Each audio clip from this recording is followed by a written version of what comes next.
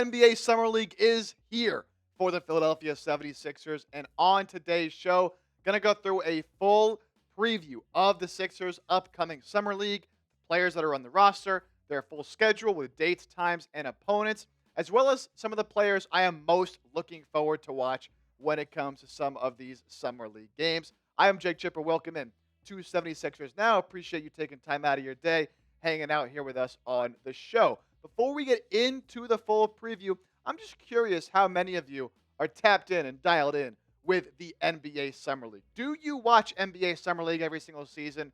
Are you tuning in to all the games, just the Sixers games, just when the most popular rookies are playing? Let me know. Do you watch NBA Summer League? Y for yes, N for no. If you don't, you should at least try to watch some of the Sixers games. They are very exciting, and you get a little bit of a preview as to what some of the rotation players could look like for Philadelphia, especially this season with some of the rookies and second-year players they got on the roster.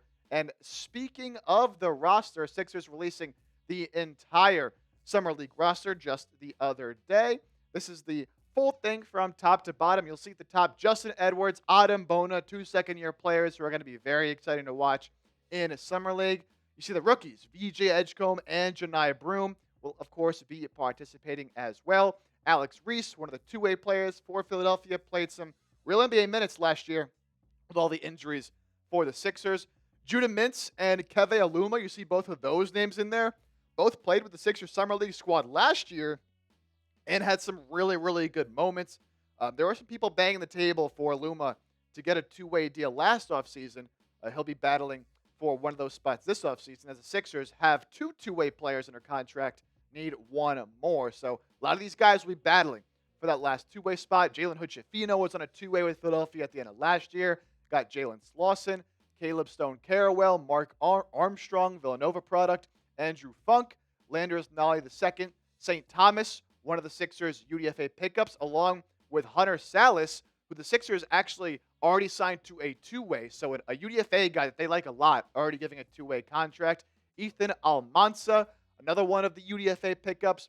Jack Clark and Stefan Todorovic. Now you'll note that Igor Milicic Jr., one of the Sixers' other UDFA pickups, is not on this list. He is rehabbing an injury, so he's expected to join the team around training camp, but will not be ready to play in the Summer League, at least as of right now. There's a chance that someone like Edwards or maybe even one of the rookies drops out and he ends up subbing in. But as of the moment, not on the roster. Neither is Jared McCain, obviously rehabbing from the meniscus injury. Thought maybe there was a chance he was going to play, but I think it makes sense not to risk it. Just hold him out and let him focus on the rehab.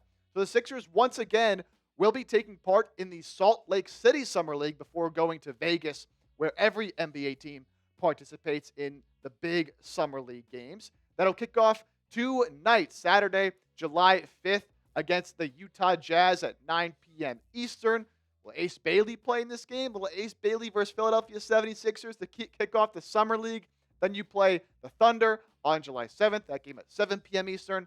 And then you finish off Salt Lake City Summer League on July 8th against the Grizzlies. That game also at 7 p.m. Eastern. Just 3 games, sort of a warm-up, a tune-up before the Sixers and all the other squads in the NBA head over to Vegas. That begins on July 10th, and they'll kick things off on ESPN national television at 10 p.m. Eastern against the San Antonio Spurs. Dylan Harper versus VJ Edgecombe. That should be an exciting one. Then July 12th against the Hornets, 6:30 p.m. Eastern. That one against Concanoople and the Charlotte Hornets. Then July 15th against Trey Johnson and the Washington Wizards. That one underway at 8:30 p.m. Eastern. And then July 16th, hopefully against Cooper Flagg and the Dallas Mavericks. There's a chance Cooper Flagg is not playing anymore by that point in the Summer League.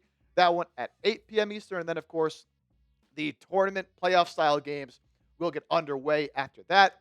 It'll all depend on how the Sixers fare in their first 4 Summer League games. But those are all the scheduled games as of right now for Philadelphia. Some pretty high-profile Summer League games against some of the other top rookies in the NBA. So should be some very, very exciting basketball, especially with some of the players we are going to get to see play in Summer League. Got to start with the rookies, right? VJ Edgecombe, Johni Broome, 2 high-profile rookies. Of course, Edgecombe being the 3rd overall pick, Johni Broome being runner-up to National Player of the Year, one of the best players in college basketball over the last couple of seasons. Obviously drafted in the second round, number 35 overall. Both of them playing, and both of them going to see a lot of run in Summer League, and both exciting players that theoretically should be able to ball out and play well in Summer League. And we'll start with VJ Edgecombe, who, by all accounts, has been turning heads in some of these Summer League practices, showing off his athleticism and why he was drafted third overall with that special trait that he has. TJ Dilio is the Sixers Summer League head coach, a former Temple guard. Played at Temple back in the day. His father was part of this organization as well, for those of you who do recognize the name there. He's coaching the Summer League squad, and this is what he had to say about VJ Edgecombe. I think in general, smart player, sees the floor well, as you guys all know, a threat to punch a gap at any time, so defenses have to respect that. I think he can be a really good pick guys, chase, stuff like that. I think we're keeping it pretty simple for everybody right now. We want early attacks. We want all that, and he's done a tremendous job of that so far. Of course, with VJ being that number 3 overall pick, he's going to probably have a large workload and a large burden for Philadelphia in the Summer League. In fact, reports are coming out, and VJ talked about this himself as well, and the coaches for the Sixers Summer League squad said that they're going to work a lot more on VJ's point guard skills and working with him more on the ball to develop that side of things in Summer League. Because, once you get to the NBA season, he's practicing with the rest of the team, his role is going to be reduced. So take some time now to develop some of those skills that could really help improve his game. We know what he can do right now, and that's play defense, that's play out the ball, cut to the basket, play in transition. But he could take his game to a whole new level if he does develop some of those true point guard skills. So I like that they're taking the time now to really focus in on that and allow him to develop that aspect of his game. Johni Broome also raved about VJ Edgecombe during Summer League practices. He's a great player, obviously. He gets downhill whenever he wants, and he's scary when he gets downhill. He's very athletic. He's a playmaker.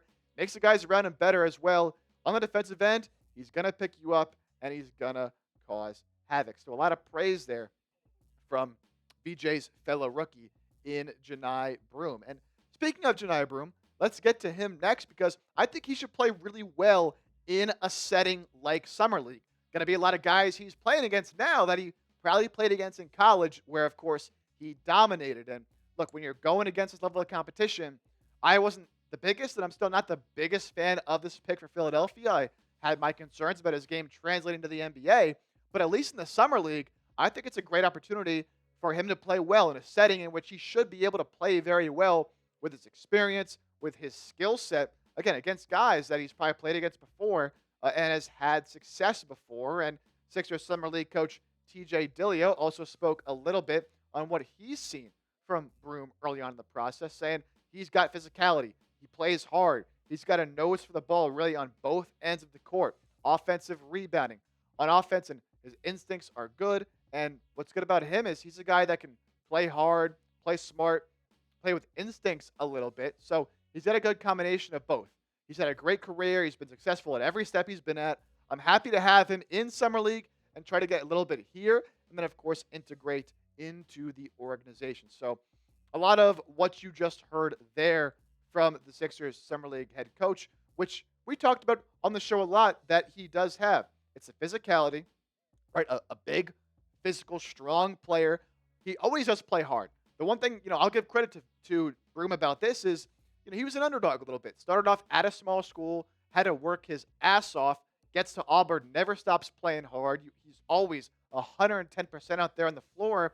And with the instincts as well, he's just a very smart, heady player. So he's a fundamentally sound player, and that, of course, will help him no matter what level of basketball he is at. So I'm excited to see what he can do in the Summer League and hopefully start to prove me wrong and show that he really does belong in the NBA, and the Sixers were smart for picking him up there in the second round. A few more guys, a few more storylines that I am excited to get to regarding the Sixers Summer League squad. But first, deal alert to these Tyrese Maxey jerseys. I continue to tell you guys about these because they are on clearance, on sale for 50% off, marked down from $120 all the way down to just $60 for a very, very limited time only. It's a clean look, a clean jersey, for a great player. So if you don't have a Tyrese Maxey jersey, or maybe you don't even have one of these City Edition jerseys, and you want to get your hands on one of these before they stop selling them, get yours today at chatsports.com/Maxey50.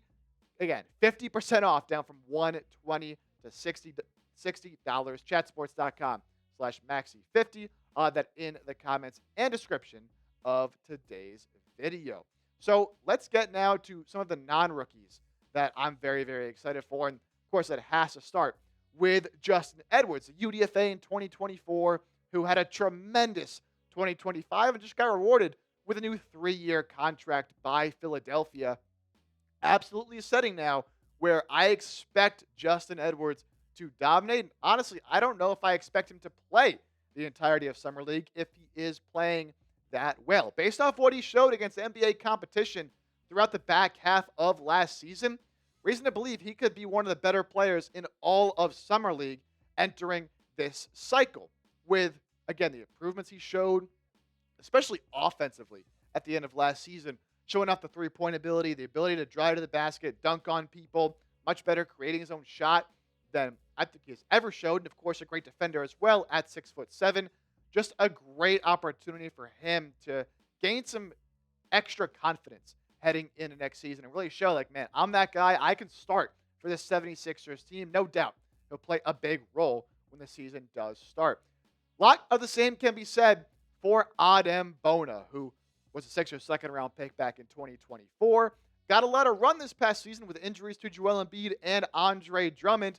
I'm excited to see some further development from Bona because a lot of physical tools, a lot of athletic traits that play really well and make him very successful. Made him very successful at UCLA in college, but needs to kind of get some of the other things down, right? Offensively, he's kind of just a run and dunk big, doesn't have a whole lot of touch around the basket or post moves. He's pretty much just going to dunk on you, and he can take you off the dribble just a little bit and take you to the basket, right? But want to see if he can develop some more skills on the offensive end, but his bread and butter defensively, right? Just want to see some better instincts. You know, young players like him, it's very expected that once they get to the NBA, they can kind of foul a lot, and even if they were really good defenders in college, not quite as consistent once they get to the NBA. So against lower level of competition here, I want to see that he's made some improvements, made some strides in his game. Another player that I'm excited to watch. Him and Edwards should be able to dominate against a lot of these other players in Summer League. And then we got to talk about Hunter Sallis, a very, very intriguing two-way signing for Philadelphia. Kind of similar to the Justin Edwards story, a former 5-star recruit. Now, Edwards was a top 3 recruit in his class. Sallis was number 13, according to ESPN. 2 years at Gonzaga, didn't really pan out. Transfers to Wake Forest, where he had a pretty solid couple of seasons there. Now, the offense could be a little up and down, especially the shooting from outside, a little bit inconsistent, but clearly, has the tools, has the pedigree, has the background, and he said he's really putting in the work this offseason. So the Sixers found a steal last year in Justin Edwards. They've already signed Hunter Sallis to a 2-way contract, so someone they're clearly very interested in and wanted to keep on this roster. We'll see what kind of stuff he can show off coming up in the Summer League, and he talked about where his areas of focus are heading into the summer, and it's got me excited. Defensively, that's an area that I really want to show that I'm really good at. And then becoming a more consistent knockdown shooter, that goes a long way with any team in this league. So definitely the 2 main focuses of my skill development for sure. And that's 2 areas that the Sixers could really use on this roster. It's smart for him to focus on these areas. Defense, 3-point shooting, very, very valuable to a lot of teams in the league. If you can show those skills off, you'll always have a place, at least on a roster, in a lot of different places around the NBA. And then again, just to go through this roster really quickly, I mentioned earlier some of the other guys I'm excited for. Keve Aluma. I mentioned someone that he could have gotten a 2-way deal last season, and he fits with what the Sixers need on this roster currently. Another big forward who can score it, he can shoot it. Judah Mintz, another exciting player who had some big games, can really get to the line as a smaller guard. Could he be fighting for a 2-way deal? Those are really the 2 guys outside of everybody else that I've mentioned here that I'd be looking forward to the most for watching. But of course, everybody here is going to get a very good opportunity to show what they can do and show that at the very least they belong in an NBA organization, whether that be for Philadelphia or for another team. That's another reason why I like watching other teams play in Summer League. It's a tryout for really every team around the league. So fun to see a lot of these young guys play hard. Might not be the prettiest basketball all the time, but it's fun basketball to watch nonetheless. So I gave you some names that I'm excited to watch. You get in the comment section. Let me know, who are you most excited to watch in 76ers Summer League. Drop a name in the comment section. And as always, be sure to hit that sub button, and we'll see you next time here on 76ers Now.